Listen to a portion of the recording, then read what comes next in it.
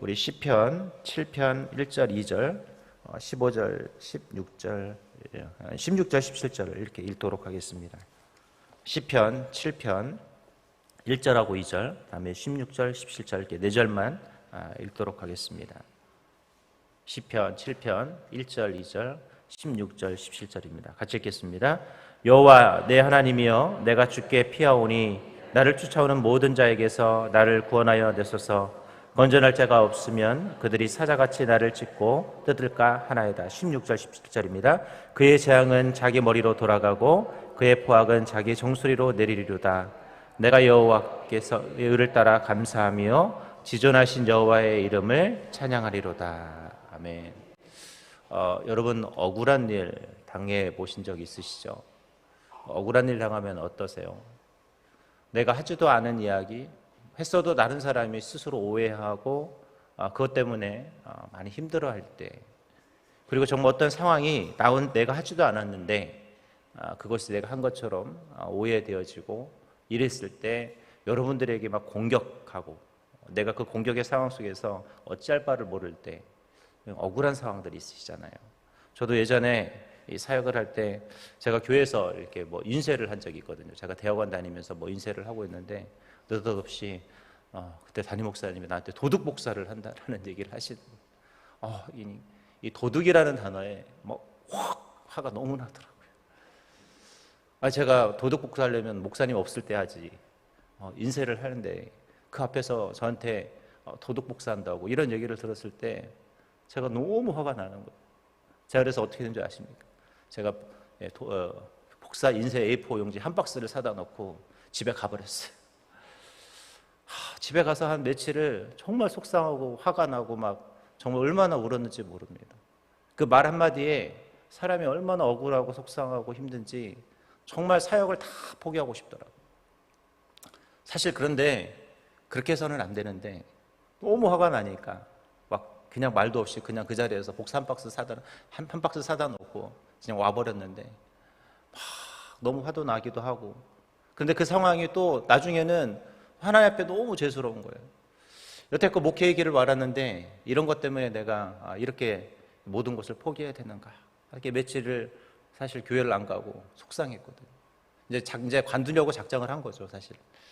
그런데 하나님께서 또 그런 또 감동도 주시고 또 여러 가지 상황으로 다시 이제 교회를 복귀를 하고 또 목사님한테 사과를 드리긴 했는데 사실 여지까지 남아 있어요.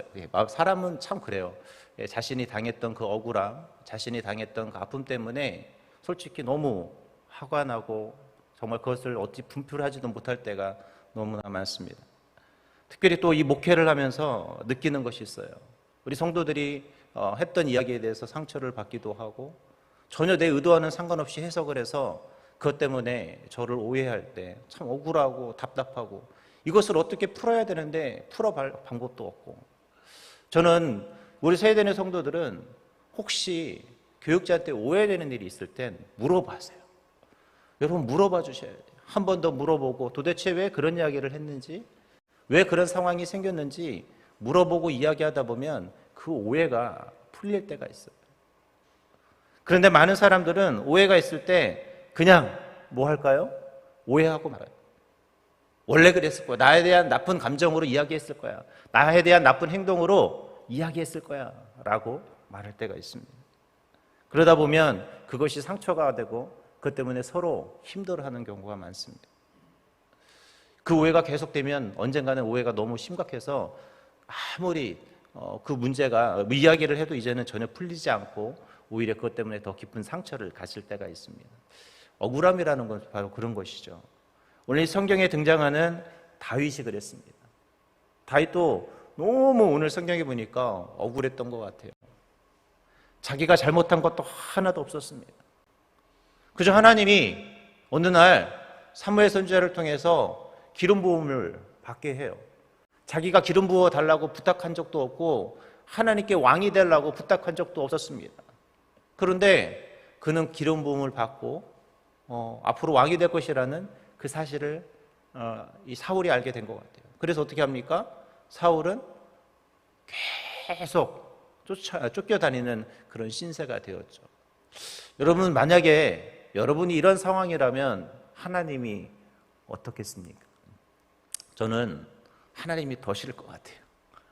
아니, 내가 언제 하나님한테 달라고 한 적도 없고, 내가 왕이 되고 싶다고 말한 적도 없고, 기도한 적도 없는데 굳이 나를 양치고 있는 나를 굳이 데려와가지고 기름까지 부어놓고, 내가 그리고 또 나라를 위해 충성했는데 나를 굳이 이렇게 힘들게 늘 죽음의 순간까지 몰아넣고 쫓겨다니는 그 인생이 되었을 때 얼마나 힘들고 괴로웠을까. 오늘 읽었던 시편 7편은 바로 그런 다윗의 마음을 이야기하고 그런 다윗의 마음을 시로 쓰고 있는 것이 바로 오늘 본문의 말씀입니다. 오늘 다윗은 너무나 억울했습니다. 극한 어려움 속에서, 극한 그 고통 속에서 오늘 그는 시편 7편을 통해서 자신의 억울함을 하나님께 아뢰면서 하나님께서 자신의 억울함을 풀어달라고 요청하고 있는 것이 바로 오늘 시편 7편입니다. 오늘 저와 여러분은 이 시편 7편을 통해서 우리의 억울함을 하나님께 아뢰고 하나님께서 그 억울함을 풀어줄 수 있는 그런 귀한 하루가 될 수 있었으면 좋겠습니다. 오늘 성경에 보니까 이 베냐민의 구시라는 사람이 등장을 해요. 그가 누구냐에 대해서는 정확히 성경에 기록되어 있지 않지만 적어도 이 사울의 왕가의 핵심 멤버였던 것은 분명한 것 같습니다. 그리고 다윗과 사울을 일관시켰던 핵심 권력층 중에 한 명이었던 것 같고, 그는 다윗을 죽이려고 애썼던 사람인 것은 분명한 것 같습니다. 그러면서 오늘 다윗은 베냐민의 구시뿐만 아니라 이 사울이 자신을 죽이려는 이 모든 상황 속에서 자신의 억울함을 풀어달라고 하나님께 요청을 하고 있는데, 어떻게 요청을 하느냐, 그리고 어떻게 이 문제를 해결받으려고 노력했냐면 먼저 그는 하나님께 구해달라는 간절한 외침을 했다라는 것입니다. 우리가 읽었던 7장 1절 2절에 보면 여호와여 내 하나님이여 내가 주께 피하오니 나를 쫓아오는 모든 자에게서 나를 구원하여 내소서. 건져낼 자가 없으면 그들이 사자같이 나를 찢고 뜯을까 하나이다 라고 말하면서 그는 하나님께 간절히 부르짖고 외치고 있다라는 것입니다. 제가 언젠가도 계속 말씀드리고 있지만 하나님이 우리에게 주신 놀라운 특권이 뭡니까? 바로 주님 앞에 기도할 수 있는 거예요. 여러분, 억울하면 막 소리치고 싶고, 억울하면 누군가에게 나의 그 억울함을 이야기하고 싶잖아요.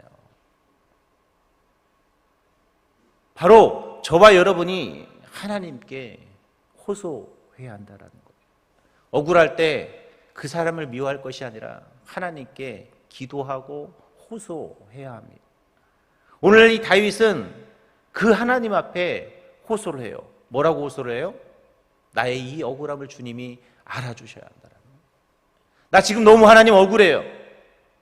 나 하나님 너무 억울하니까 하나님이 나를 도와주셔야 한다는 그런 간절한 호소를 하고 있다는 것입니다.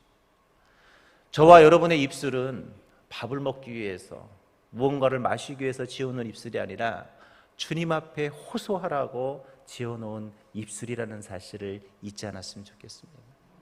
그런데 우리는 이 입술을 통해서 때로는 누군가를 죽이는 독사의 혀와 같은 모습으로 살아갈 때도 있고, 불평과 불만을 쏟아내는 그런 모습일 때도 있고, 누군가를 욕하는 나쁜 곳으로 사용하는 그런 입술이 되기도 합니다. 오늘 하나님이 허락한 저와 여러분의 입술은 누군가의 생명을 살릴 수 있는 생명의 입술이 될 수 있기를 바랍니다. 오늘 하나님께서 저와 여러분의 입술을 통해서 정말 생명의 언어들을 수없이 쏟아낼 수 있도록 노력하셔야 해요. 내가 자꾸 불평과 불만을 쏟아내면 여러분의 입술은 계속해서 불평과 불만을 쏟아내기 시작합니다. 그러나 반대로 내가 누군가를 살리고 생명의 언어를 쏟아내기 시작하면 계속해서 우리는 생명의 언어를 쏟아내게 되어 있어요. 그래서 오늘 나의 입술을 하나님께 주장해달라고 기도하셔야 돼요. 오늘 다윗은 간절히 자신을 살려달라고 하나님 앞에 호소하고 애절하게 주님 앞에 부르짖고 있습니다. 오늘 여러분이 주님 앞에 기도하는 이 자리, 오늘 여러분이 서 있는 이 자리가 바로 그런 그 주님 앞에 호소할 수 있는 호소의 자리가 될 수 있길 바랍니다. 오늘 여러분이 살아가는 순간에 때로는 더 억울하고 더 힘들고 더 괴로운 일들이 많을 거예요. 그때마다 우리는 하나님 앞에 호소하고 부르짖을 수 있길 바랍니다. 왜요?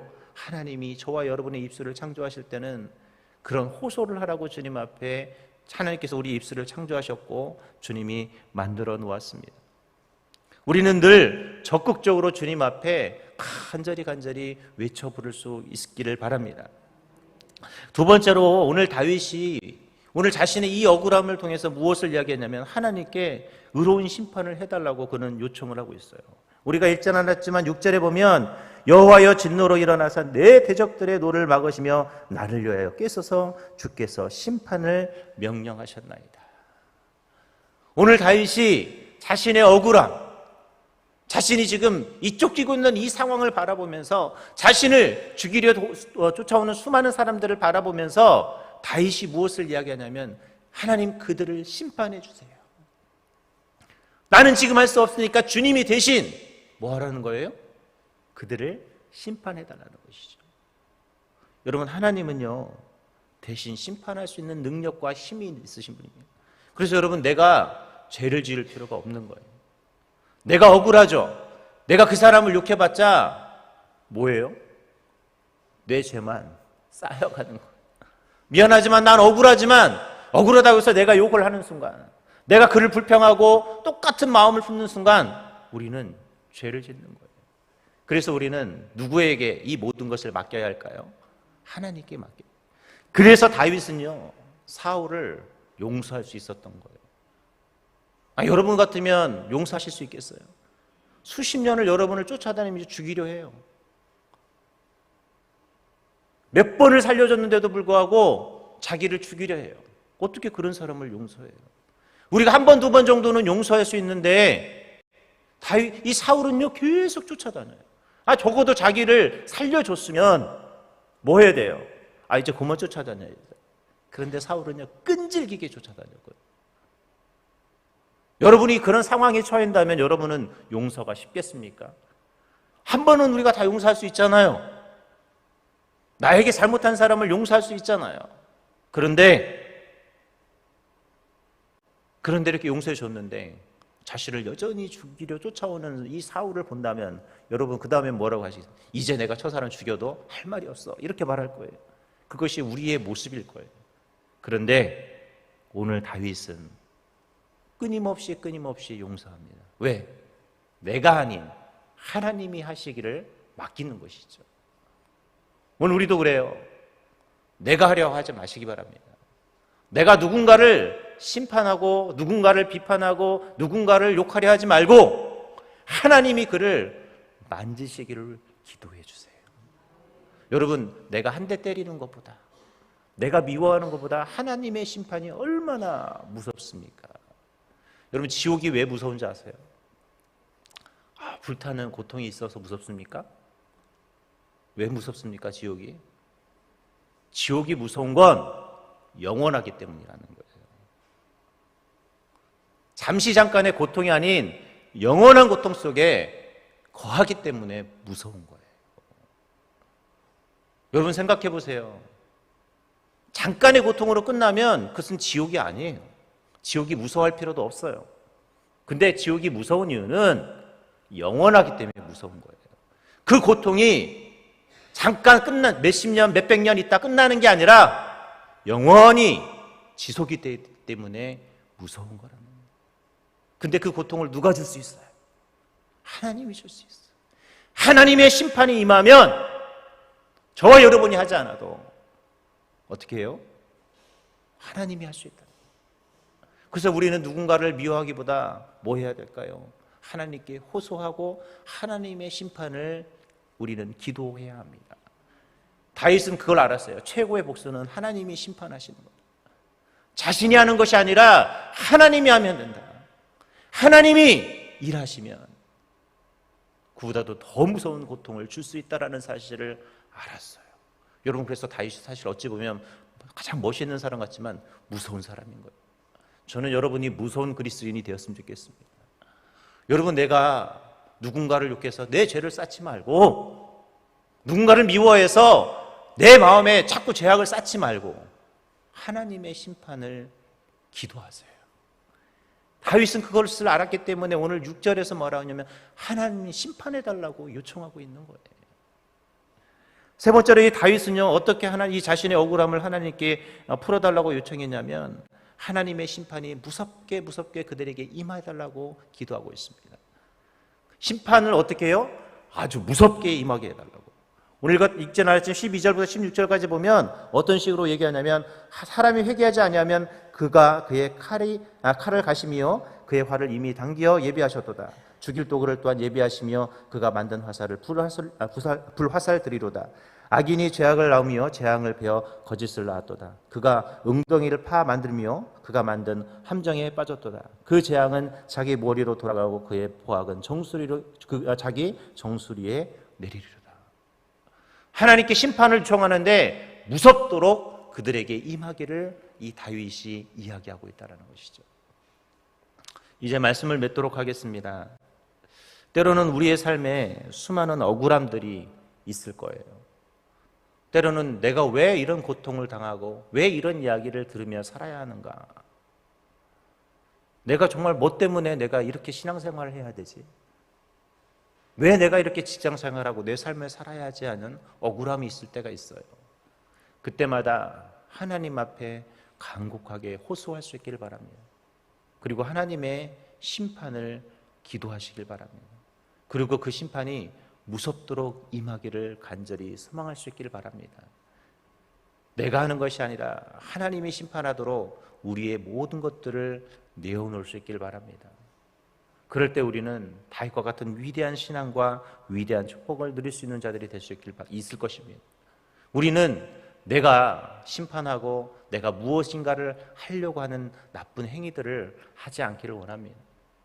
오늘 저와 여러분의 삶, 오늘 하나님이 주신 이 귀하고 소중한 시간들을 헛되이 그래서 낭비하지 않았으면 좋겠어요. 오늘 저와 여러분이 살아갈 이 귀한 시간, 내일은 다시 올지 않을지 우리는 모르는 시간이에요. 우리 내일 올 건데요. 여러분, 우리는 내일을 장담할 수 없는 자들이에요. 제가 2주 전에 어떤 곳에 신방을 했거든요. 근데 그 가정에서 무엇을 얘기했냐면, 부모님이 이제 너무 많이 아프시고 그러니까 너무 고통스러우시니까 빨리 천국의 소망을 두고 기도해 달라고 해서 기도해 드렸거든요. 저는 하나님이 저의 영권을 그렇게 세워주실지 몰랐는데 일주일 만에 소천하시더라고요. 사실 그때만 해도 이분이 얼마나 쩌렁쩌렁 하셨는지 한 몇 년은 더 사실 것 같더라고요. 정말 정말 그랬어요. 너무 정정하셨어요. 근데 일주일 만에 하나님이 데려가시더라고요. 여러분, 우리의 인생은 언제 어떻게 갈지 모르는 인생이에요. 내일을 나의 시간이라고 착각하지 마십시오. 그래서 오늘 여러분 하루를 최선을 다해서 최고의 모습으로 사셔야 합니다. 여러분, 내가 죄를 짓다가 오늘 하루를 마무리하시면 안 돼요. 내 언어와 내 생각과 내 모습이 자꾸 죄악을 지으면서 내 하루를 마무리한다면, 그러다가 내가 하나님 앞에 섰을 때 얼마나 부끄럽겠습니까? 그런데 오늘 내가 전도하고 기도하고 생명의 언어를 붙들고 천국에 만약에 간다면 얼마나 자랑스럽겠어요. 오늘 그런 하루 만드세요. 나 비록 억울하지만 다윗처럼 하나님께 모든 것을 맡기고 기도하면 어떻게 될까요? 여러분은 천국 하나님 앞에 섰을 때 자랑스러운 그리스도인이 있을 것이고, 나의 삶은 자랑스러운 그리스도인의 모습이 될 줄 믿습니다. 오늘 여러분 억울하면 하나님께 호소하시고 하나님의 심판을 소망하시고 그 심판이 그들에게 무섭게 임하도록 기도할 수 있는 귀한 하루가 될 수 있기를 주님의 이름으로 기도하겠습니다. 하나님, 우리에게 허락된 이 귀하고 소중한 시간들을 우리가 헛되이 낭비하지 않도록 주님 인도하여 주시고, 하나님, 오늘 내가 죄악된 하루가 아닌 오늘도 간절히 살아가는 축복의 하루, 하나님께 때로는 우리 삶을 살아가면서 세상 속에서 억울하고 때로는 세상 사람들 속에서 억울할 때가 있을 때 앞에 호소하면서 하나님의 심판을 소망하는 복된 하루가 될 수 있도록 주님 인도하여 주시고, 오늘 이 새벽이 그것을 기도할 수 있는 복된 하루, 복된 시간이 될 수 있도록 주님이 역사하여 주옵소서. 오늘도 이렇게 주님 앞에 감사헌금으로 1,000번째로 주님 앞에 귀한 예물을 드립니다. 드려지는 예물 위에 주께서 온전히 흠양하여 주시고, 하나님, 우리의 간절한 기도 제목이, 우리의 간절한 소원이 이루어지는 복된 삶, 복된 모습들이 될 수 있도록 주님이 역사로 응답으로 인도하여 주시옵소서. 오늘도 이 새벽을 깨우며 기도할 때마다 우리의 기도 제목 하나하나 위에 응답하시고 역사하실 우리 주 예수님의 이름으로 기도합니다. 아멘. 하늘에 계신 우리 아버지여, 이름이 거룩히 여김을 받으시오며 나라의 마옵시며 뜻이 하늘에서 이룬 것 같이 땅에서도 이루어지이다. 오늘날 우리에게 일용할 양식을 주옵시고 우리가 우리에게 죄 지은 자를 사하여 준 것 같이 우리의 죄를 사하여 주옵시고 우리를 시험에 들게 하지 마옵시고 다만 악에서 구하옵소서. 대개 나라와 권세와 영광이 아버지께 영원히 있사옵나이다. 아멘. 우리 광고가 있습니다. 우리 14교구 정효숙 집사님 모친 우리 이상철 안수 집사님의 장모님께서 소천하셨습니다. 오늘 교회에서 3시에 서울 이대 목동병원으로 위로 예배 출발하려고 합니다. 관련이 있으신 분들은 참고해 주셨으면 좋겠습니다. 시간 기도하도록 하겠습니다. 먼저 우리 담임 목사님을 위해서 좀 기도해 주셨으면 좋겠습니다. 우리 목사님 오늘 하루도 건강하게 그 일정을 잘 소화할 수 있도록 주님 인도하여 주시고 안전으로 지켜주시며 모든 사역 가운데 하나님이 동행하시고 역사하셔서 그 모든 사역들을 잘 감당할 수 있는 힘과 능력을 더해달라고 기도해 주셨으면 좋겠고요. 오늘도 말씀 기억하면서 하나님께서 나와 동행하여 주시고 오늘도 생명을 살리는 입술, 하나님의 내가 억울하고 때로는 힘들 때 하나님의 도움을 구하고 하나님의 심판을 기억하고 기다릴 수 있었던 다윗과 같은 귀한 마음으로 신앙생활할 수 있는 복된 하루가 될 수 있게 해달라고, 그리고 각자의 기도 제목을 가지고 이 시간 한 목소리로 주여 삼창고 한 목소리로 기도합니다. 주여 주여 주여. 하나님 이 시간 제 가운데 주님 함께해 주옵소서. 오늘도 살아나는 목사님의 모든 일정 가운데 주님이 함께 하시고 건강과 사명과 모든 일들을 온전히 감당할 수 있는 힘과 능력을 우리 담임 목사님에게 허락하여 주옵소서. 우리 모든 사역을 진행할 때마다 하나님의 위대한 신 동역과 붙드심이 있어질 수 있도록 주님 인도하여 주시고 우리 목사님과 날마다 동행하며 우리 하나님께서 역사하여 주셔서 우리 목사님 사명의 길을, 은혜의 길을 하나님이 걸어갈 수 있도록 도와주시고 함께하여 주옵소서. 오늘도 주님 앞에 주의 들려진 하나님의 말씀을 마음판에 새기며 언제나 우리가 간절히 부르짖고 호소할 수 있는 저희들이 되게 하여 주시고, 언제나 하나님께서 나 대신 심판하시고 나 대신 정말 하나님의 강렬한 그 심판이 그들에게 있음을 바라보며 내가 죄악을 짓는 것이 아니라 오히려 하나님한테 은혜로운 생활, 믿음의 생활, 생명의 생활을 할 수 있는 저희들이 될 수 있도록 주님 인도하여 주옵소서. 오늘도 우리가 간절함으로 주님 앞에 나의 기도 제목 하나하나를 부르짖습니다. 하나님, 우리 입술을 주님이 주장하여 주시고 우리의 간절함이 기적이 되고 나의 간절함이 능력이 될 수 있는 이 귀한 시간 될 수 있도록 우리의 기도 제목 가운데 주님이 응답으로 역사로 함께하여